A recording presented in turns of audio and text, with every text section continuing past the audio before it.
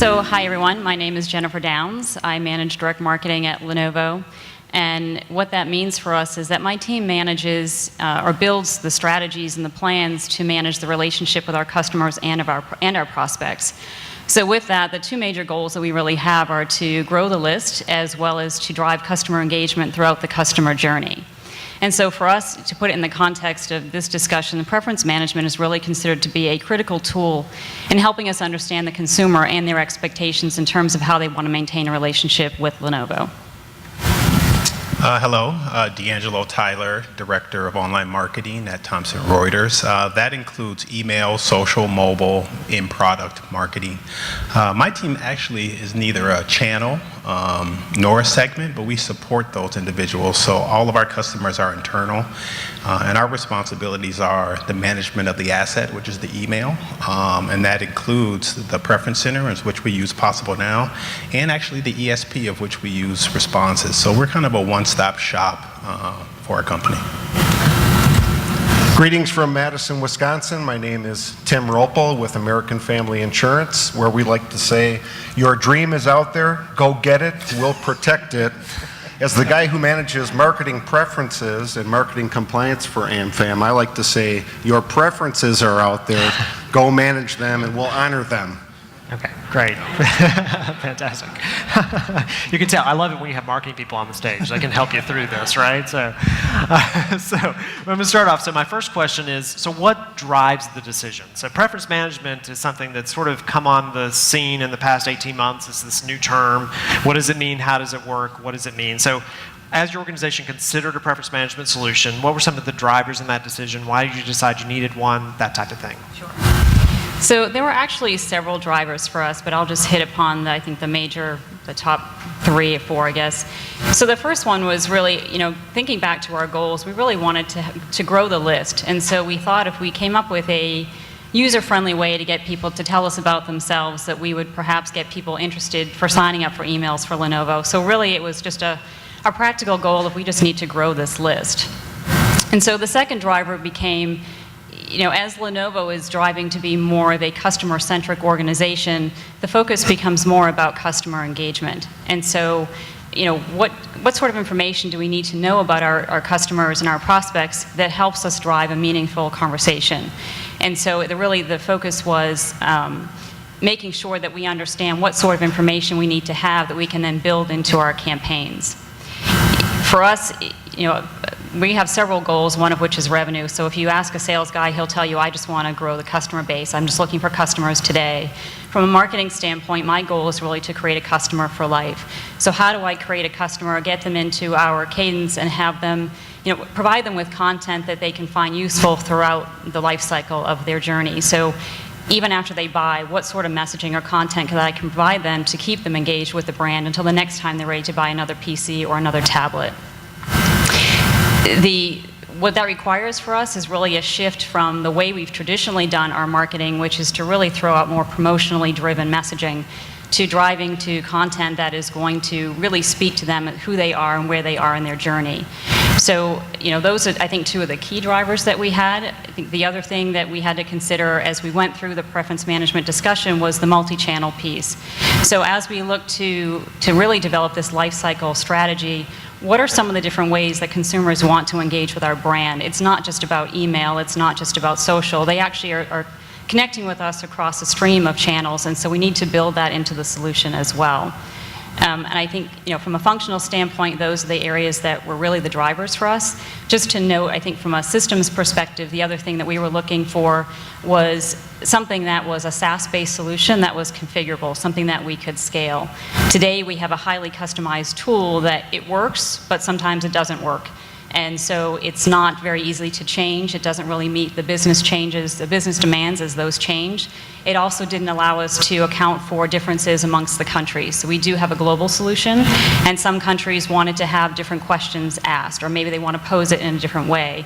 And there are also legal implications in terms of what you need to request in different countries. And so that's something that we can't easily adapt with the current solution. But looking for something that is configurable really gives us a lot more freedom to do what we need to do and change as the business changes. Thank you very much, D'Angelo. We came at it from a slightly different position. We had historically built our own preference centers within Thomson Reuters U.S. Legal, and then you can imagine the challenge there. Over the years, one preference center turned into 2, turned into 3, turned into 12, right? Not always connected, not great data integration. And what that caused was a lot of frustration, both internally and externally. So our internal marketing organizations had a really hard time tapping into the data, trying to better understand what permissions a customer is opted in or out of, as well as our customers. Our customers were getting extremely frustrated because they would opt out of a communication in one preference center, assuming that they were completely opted out, and the reality was they were in 3 or 4 others. And so we set forth a mandate to accomplish 2 things. How do we make it easier for us to use the data, and how do we make it simple for our customers to understand what their current relationship was with us? And so as we move forward, we decided building it again made no sense. So we needed to go reach out and find some experts in the industry to help us sort through that, and that's how we ended up with Possible now. And as we thought about what were the most important things for us, it really was around compliance, right? Can they handle the needs that we have for compliance?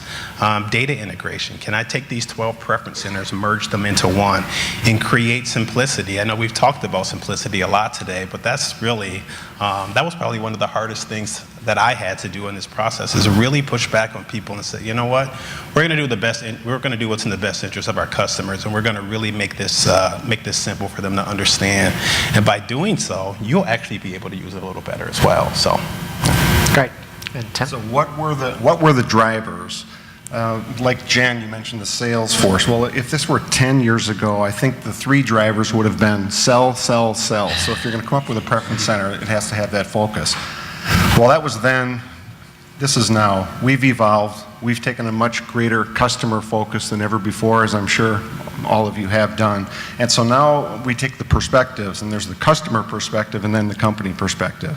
Customer perspective now is they want more choice and value, as we've heard throughout the day today.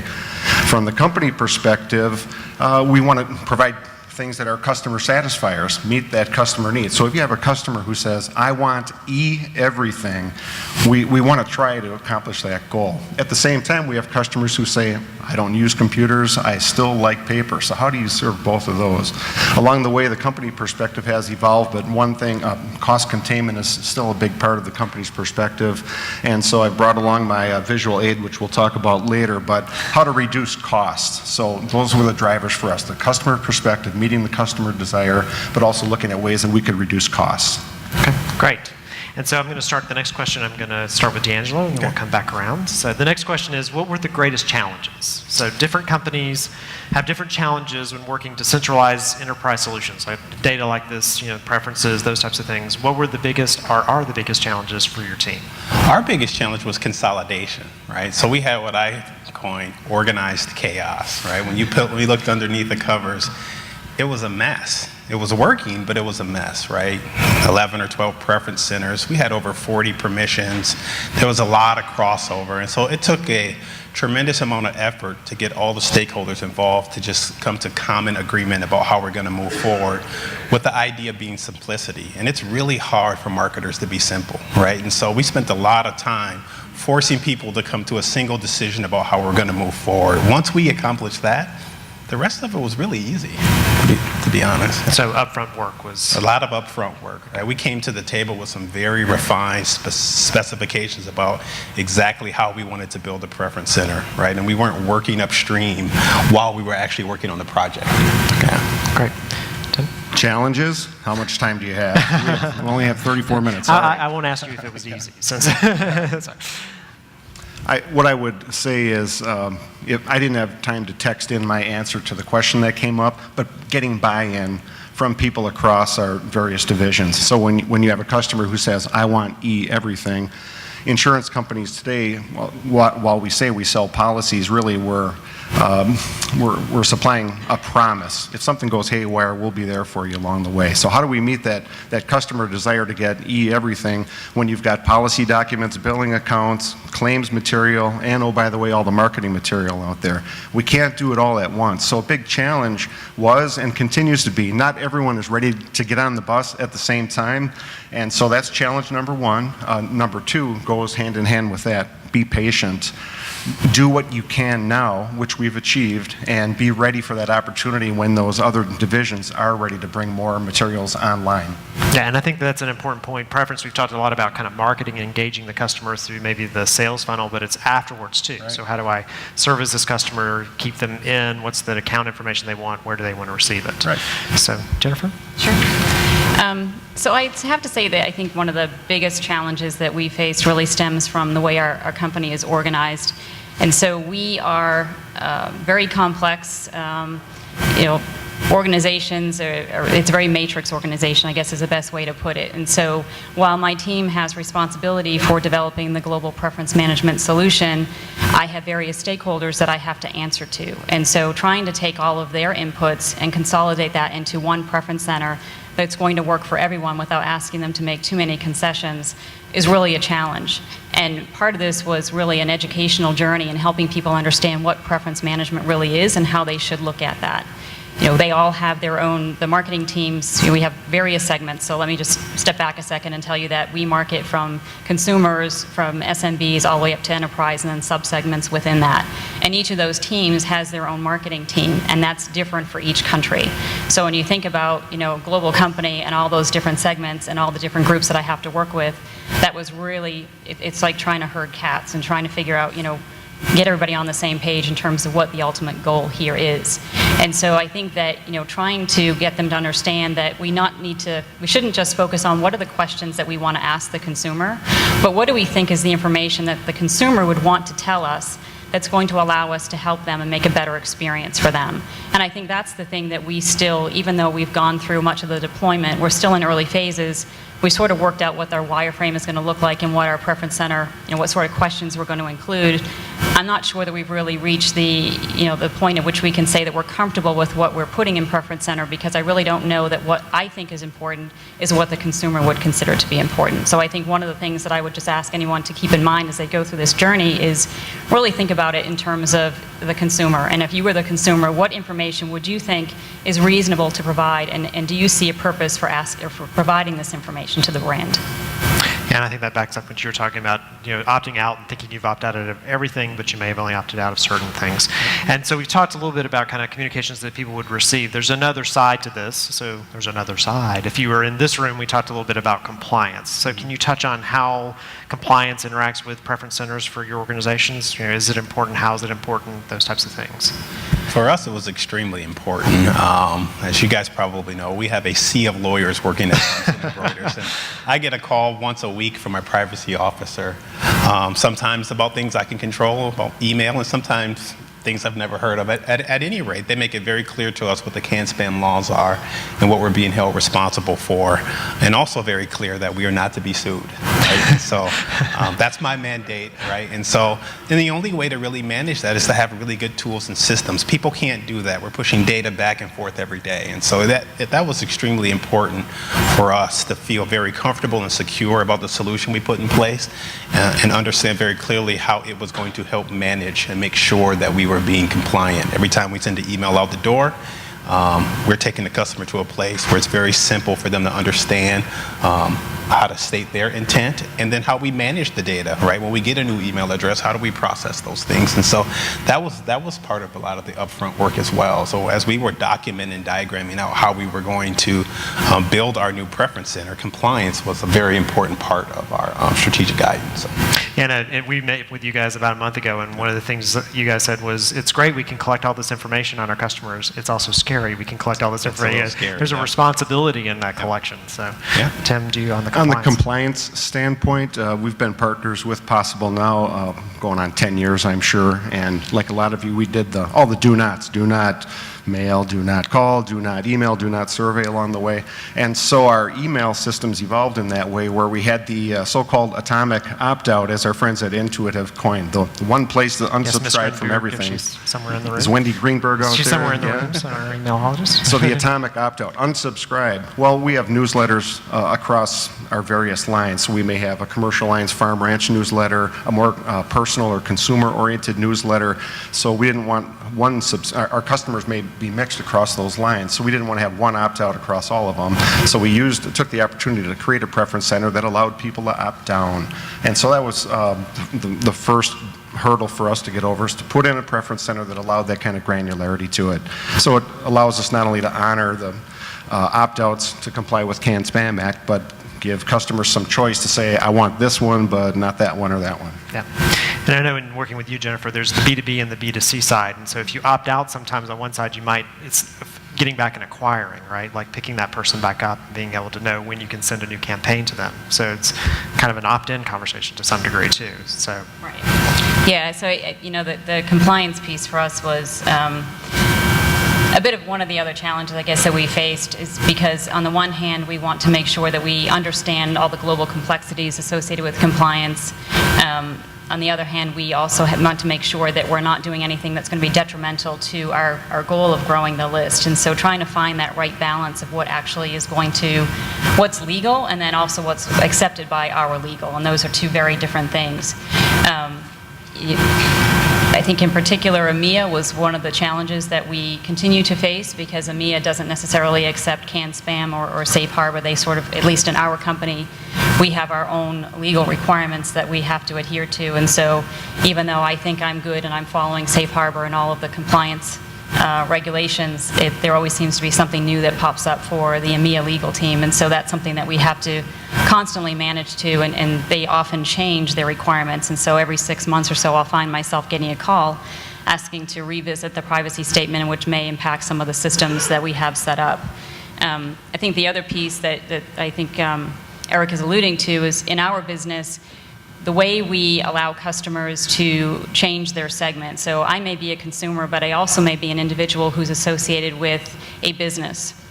And so it's possible that Jennifer Downs with Lenovo has signed up to receive communications from Lenovo representing Lenovo, so I want business communications, but I'm also a consumer who's interested for myself, and I've also signed up for communications. And so how do you manage that in terms of what do you consider to be opted in and what are you opted in for? And so we've made up this new term, I think we call it cross opt-out or something to that nature. Somebody on my team made that up. It's this allowing to switch back and forth between one segment to another, and being very clear in terms of what their intentions are, and being able to track that in the back end, which is a big part of the challenge for us from a data perspective. Yeah, another thing for us too was the audit trail, right? So that was very important to us as well. That audit trail, that breadcrumb, every time we touch the customer's data, keeping a record of that. So that was one. And then two, that robust reporting suite that allows us to go and get data against it. So we can run reports about exactly what happened yesterday for every email that entered our preference center, anytime we changed a permission, and do that relatively quickly. Great. So I have a couple more questions, but I want to see if we have any questions from the audience before we move to that. So do we have some questions about preference collection and preference management? We can even, yes. We've got the microphone. Somebody's got the microphone. There should be a fourth. Okay, I don't need it. I'll just Okay, now I'll repeat it. So, my question is, if we're trying to collect preferences multi-channel, multi-touch, what are you doing cross-channel that's different in order to collect some of these preferences? Meaning, if it's within an email, you've got some type of your preference manager in there through Possible Now. What if they're coming in through different gateways, such as mobile specifically? They're coming in through direct mail, different things. And the reason why I'm asking, which might help you frame the answer, is because with the new written express consent law that's coming out on the 16th of October, if they do it through mobile and somebody wants to opt out, talking about the atomic opt-out, if it's the same short code, but you've got multiple different programs or campaigns or initiatives running off of that short code that, say, you own, if they opt out for one, if it's associated with that short code, they're technically required to opt out of all of them. So your opt-down doesn't apply. So the question again is, with that knowledge, how are you inoculating people against that to begin with by getting their opt-ins and their preference management up front such that that would never happen and you don't get the atomic opt-out over mobile? I guess I'll try to take that one. So, to be honest, we're not at that point yet with the mobile piece, so that's the one that we traditionally have not been using mobile marketing, and so we're still trying to figure out at what point in the project we're actually going to introduce that and what that means. And it's partly because of the complexities associated with that. We're just not ready for that, to have that conversation, to be honest. I think to answer your question in terms of how we manage all of the communications together, so we are, from an email perspective, you have to be opted in at Lenovo. So we don't accept the passive opt-in. We actually have to show in the database that we have proof that they've opted in, and it has to be active. And so when we have an email that we send to them, or we're sending them any sort of communication, we're going to drive them to that single preference center where they can manage all of the different channels. And so we may change that depending upon what channel we're using to reach them. So if we get into mobile, then I think that experience will look very different. But exactly how that's going to look, I don't have a clear answer for you yet, to be honest. You guys, you're doing anything with mobile? Yeah, we're not doing mobile right now, so I'm not really equipped to answer that one. All right. Jim, yes.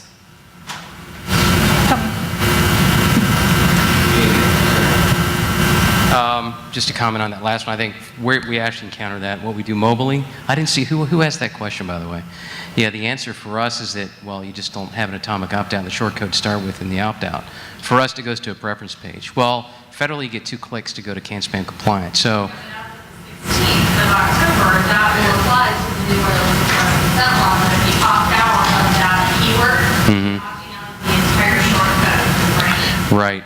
So, I mean, for us, we're not putting that in with the mechanism that they make first touch or touch with. They have to go to a preference page for us. I mean, at least that's what we're going to do to handle it for our emails. So we solve that by, from a mobile perspective, give them a page to go to for preferential opt-out rather than just globally on the whole thing. But in terms of the collection of the data on the opt-out and the opt-in process, what you're doing with your customers, how are you populating or managing that content in terms of how are you tallying up that data and then tracking what's happening with the volumizing of the response rates on that? Like, what's happening with that from your end? Like, how are you managing all that? Like, how are you seeing that? Is it a dashboard? Is it some kind of a push report? Like, how are you tracking what it is you're even seeing? So reporting. I can speak for American Family. We do track our opt-ins, and for us it's on a monthly basis.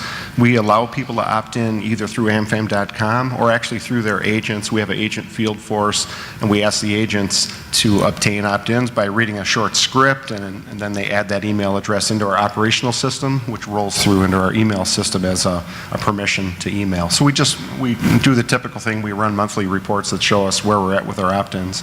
Yeah, and we do something very similar to that, where we'll run robust monthly reports that just tells us a full picture of everything that is happening within the preference center. But at any moment's time, we can log in and run very specific reports down to the individual user. Tell me everything I need to know about Jane Doe. So. Yeah, and watching opt-in and opt-outs on these systems is actually a good way to see if you have potentially a marketing campaign that's not working well. So if you have a lot of opt-outs occurring, then you may have a campaign you need to stop. So there's A/B split testing, which often looks at what people converted, but does it also look at how many people decided, I don't ever want to get this communication again? So how do you look at that? And we even go a little further to determine if an opt-out's coming, right? So as we look at recency and relevancy, we can tell, right? If someone gets to the 6-month period and they haven't opened up an email or clicked on one, we know they're about to drop off, right? So we can see that train coming down the tracks, and we try to do something about it before they get there. Yeah, in some sophisticated systems, you'll see that if you're getting alerts, like LinkedIn does this, if you haven't opened a group email in over 6 months, it'll say, we noticed you haven't, and maybe we don't need to send this to you any longer, so helping you clean up your own inbox. Okay, so I'm going to move to... Did that answer your question, sir? Okay, good. Okay, great. So I'm going to move to a question for you guys around kind of measuring ROI. So that was the number one thing, like what's the ROI? Why would we do this? What does that look like? And so measuring ROI is interesting because it's very different from company to company. So some companies look at one metric, some look at others. So I want to start with Tim and talk about how are you guys measuring ROI on the use of a preference management solution internally? 2 thoughts for you. One is just nuts and bolts ROI, and here I'm holding up a copy of our Policyholder News, which is a 12-page brochure. Every quarter we would send this out. It's about 50 cents today. The Postal Service is threatening to raise rates again, so let's say 50 cents plus change 4 times a year. So $2 a year to send this to a customer. Contrast that to an email, which we factor at about 1 penny per, and so to give you little bit of idea of where we've gone in the last year alone, we've been able to increase our email delivery of our monthly newsletter by 100,000. And so $2 at 100,000, we can go to the boss and say, you know, email is having a positive effect on the bottom line. The second thing we try to manage and analyze is customer satisfaction. And for an insurance company, that's everything. If you don't have customers, you won't have long-term business, right? So we look at customer satisfaction, and we believe humbly that what we do in the digital space, and email included, has some influence on that customer satisfaction score, including meeting a preference. And so to that end, we've watched our customer satisfaction score go up in the last few years, and we're sincere in thinking that, you know, we're having a positive effect on that rise in that customer satisfaction score. Great. Jennifer? So we use multiple metrics which really tie back to the objectives of the preference management solution. So I mentioned that list growth is a key objective for us. So there are two things that we'll look at to that end. The first is, are we seeing any incremental opt-ins as a result of the preference center?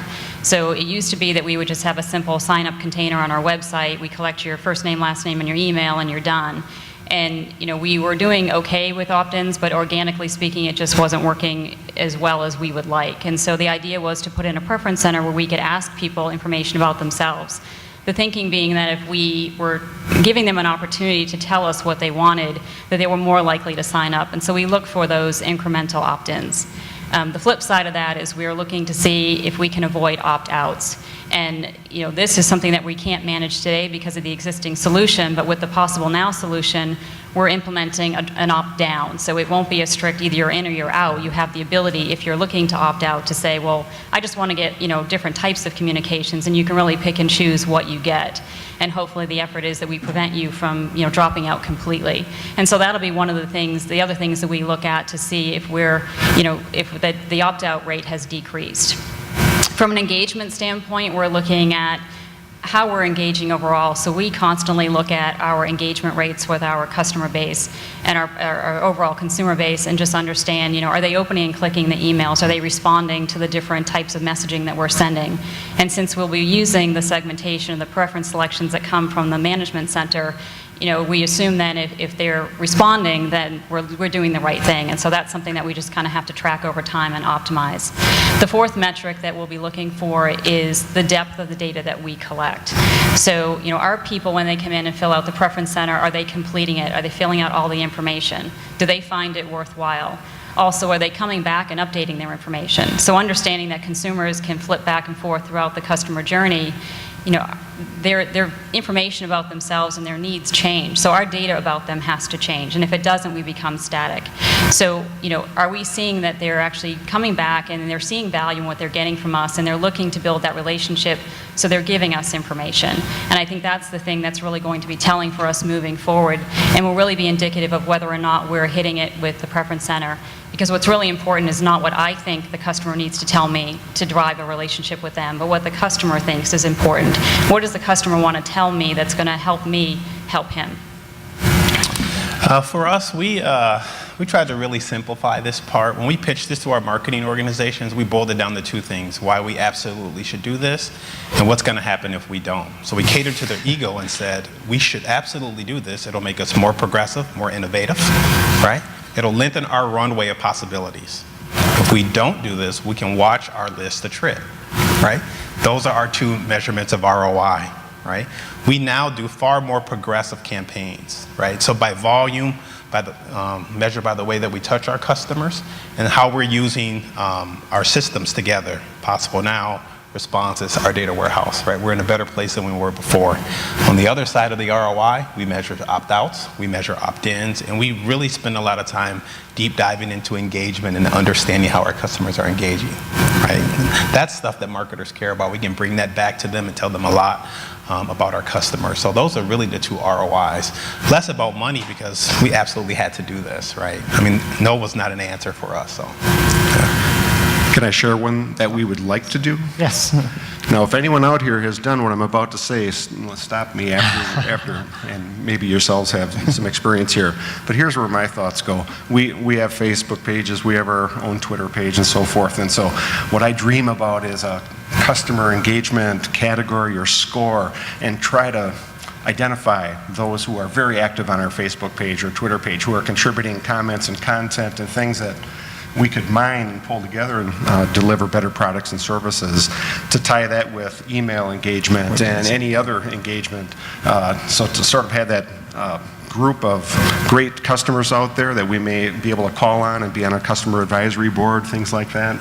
I'm interested to hear your thoughts, if you've tried that with success or not, or how could we in the future?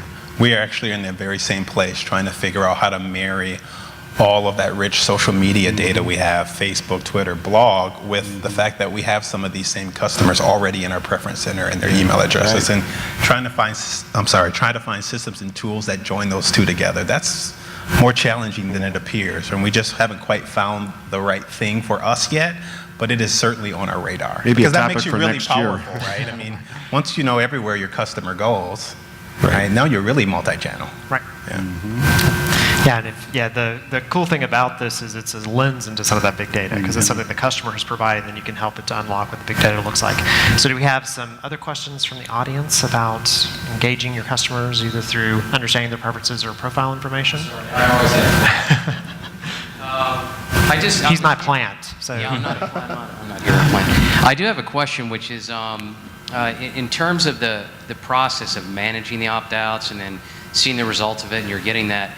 I've actually been stumped with, or do we just walk away from those opt-outs, or do you go through some kind of a process to recapture them? Because even if you're looking at, 5, 8, 10% opt-out rate on what you're doing, those customers won't necessarily be gone forever, because let's say something in the brand marketing or an experience happens with that customer with your brand and they change their mind. How do you recapture them newly if they've opted out before, to then try and re-get them to come back as a customer? Or do you just walk away from them forever and they're in that big heap we saw in that truck being dumped out and you never see them again? Yeah. Like what? So I have two responses to that. One, got to have an engagement strategy on the front end to stop them from getting that far, right? And that's the one thing I always bring to the table when I talk to marketing groups. We need to address these people at the beginning. We need to have a good relationship with them throughout, so they don't get to that point where they feel like they need to opt out.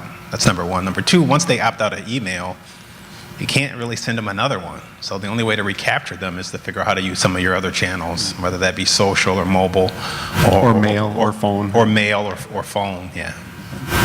So one of the things that we're doing, because we're actually finding that we have a pretty sizable opt-out list that we've captured over the years, we also have a group of what we call the unknown. So these are people that have never opted out, but they've never actually opted in either. And because of the way our legal has interpreted the canned spam, they will not allow us to message to anybody that hasn't actively opted in. But if I were to message to somebody that didn't opt in, as long as they haven't opted out, legally I'm within the law. And so I'm trying to find different ways that I can still message to those groups so I can increase my base of people that I have to talk to. And one of the things that we're looking at is display. So we use the Responses platform, and so they have the ability to run display against people for whom we have email addresses and cookie them, and we can hit them that way. And we're going to play with, we're just starting to ramp this up now. So I don't have any metrics to share with you, but the intent is to be able to kind of play with the messaging. And there'll be some messages that are promo-driven or perhaps brand-driven, depending upon the age of the contact and where we think they might be in the cycle. There'll also be some messaging around trying to get them to come back in. So providing them with the value proposition of, hey, look what you're missing by not getting communications from Lenovo. So we're going to play with some different tactics and messaging strategies. And some attrition is healthy, right? I mean, that helps clean the list for you, Are you right? saying You got to that have every some. customer's not your customer? Every customer is not your customer, and you got to put some benchmarks out there, right? What are you going to measure yourself against, right? And as long as you're at or below those, that's probably healthy attrition for you. That's hard for marketers to get their hands around, but that's better than you trying to scrub through your data and figure out who you should take out. Yeah. And the display ad campaign is very similar to the rental car thing that was shown earlier about the guy that's got the rental car that may ignore it. You know, showing those display ads is a great way to approach it, because you're capturing them through their browsing history. So, yeah. Exactly. I think there's one other point on that. I think one of the other things that we find, and this may be particular to our industry, where we're a PC company, and so the refresh cycle right now for PCs is about 3 years plus, and tablets hasn't helped us there. So what we're finding is that people will sign up for email because they're looking for the deal of the day. They buy their product, whether they buy it from us or they buy it through, an offline channel, and they opt out. And we're finding that people opt out pretty much right after they buy their product. which makes sense, right? If all we're going to send them is promotional emails, then why should they bother staying engaged? And so we're trying to figure out, what can we do to keep them engaged long term and create content that's going to be interesting and valuable to them that's outside of that sale. Yeah, that's interesting. We're doing something very similar in trying to produce more thought leadership content to go along with the pitching the wares of buy something new, renew, right? Because we should be touching our customers with a wide variety of content, and it shouldn't always be about making the cash register ring. That above the line of the Yeah. equation, yeah. So we talked about earlier. So we've got just a minute. Do we have any other questions from the audience? You guys have been a very engaged audience today. It's been great. So at the engagement conference. All right. Okay. Well, thank you very much.